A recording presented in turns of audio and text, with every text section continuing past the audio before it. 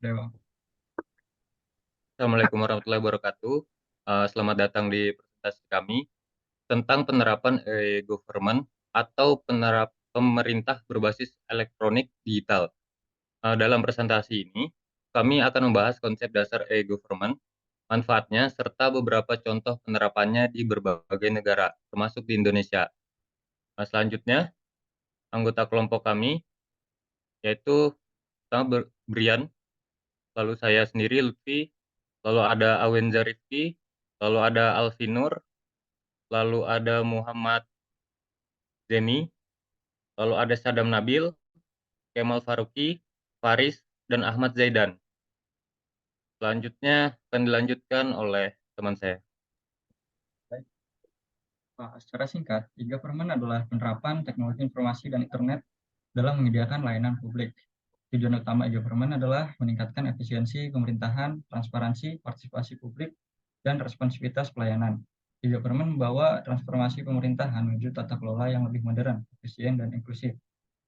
Kemudian ada prinsip government berdasarkan pada beberapa prinsip inti. Yang pertama, penggunaan teknologi informasi dan internet untuk menyediakan layanan secara elektronik. Yang kedua, integrasi sistem dan data pemerintahan untuk layanan yang lebih terpadu. Dan yang terakhir ada peningkatan aksesibilitas layanan publik agar lebih mudah diakses oleh warga negara. Berikutnya ada implementasi. E-government dapat implementasi melalui berbagai model. Model pertama adalah model layanan publik yang mencakup contoh seperti online single submission atau disebut OSS untuk perizinan usaha dan pendaftaran kependudukan elektronik (eKTP) untuk identitas digital warga. Model kedua adalah model partisipasi publik yang melibatkan aplikasi layanan publik seperti Lapor untuk pelaporan masalah lingkungan dan e-budgeting untuk akses informasi anggaran. Dan model ketiga adalah model tata kelola dan administrasi publik yang mencakup contoh penerapan e-procurement untuk penggandaan barang dan jasa. Berikutnya ada penerapan di beberapa negara. Beberapa negara telah berhasil menerapkan e-government dengan sukses. Contohnya di Singapura, menghadirkan platform Smart Nation untuk layanan publik yang terintegrasi. Korea Selatan mengimplementasi identitas digital berbasis big data untuk mendukung keputusan pemerintah. Estonia menonjol dengan program e-Estonia yang menawarkan layanan publik online yang inovatif. Sementara Brasil telah mengadopsi platform Governo digital untuk layanan publik digital. Kemudian ada penerapan di Indonesia. Indonesia telah berhasil menerapkan beberapa inisiatif e-government yang signifikan.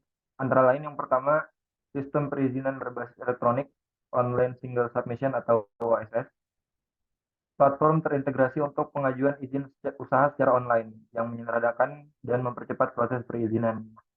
Kemudian yang kedua, pendaftaran kependudukan elektronik atau IKTP, identitas digital warga negara dengan teknologi biometrik yang memudahkan akses ke layanan publik. Kemudian yang ketiga, aplikasi layanan publik, berbagai aplikasi mobile untuk mengakses informasi dan layanan pemerintah dengan mudah. Yang keempat, penerapan e-procurement, sistem lelang dan pengadaan barang dan jasa secara elektronik yang meningkatkan transparansi dan efisiensi.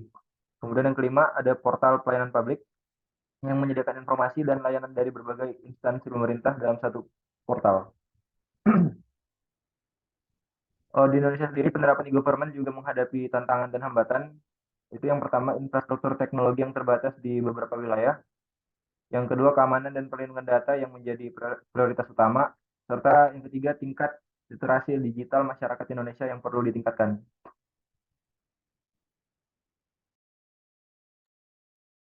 Selanjutnya, strategi dalam penerapan e-government. Untuk mencapai kesuksesan dalam penerapan e-government, beberapa strategi yang dapat diambil adalah kolaborasi antar instansi dan partisipasi aktivitas masyarakat. Peningkatan kapasitas sumber daya manusia dalam teknologi dan administrasi, serta penggunaan teknologi terbaru dan adaptasi terhadap perkembangan zaman.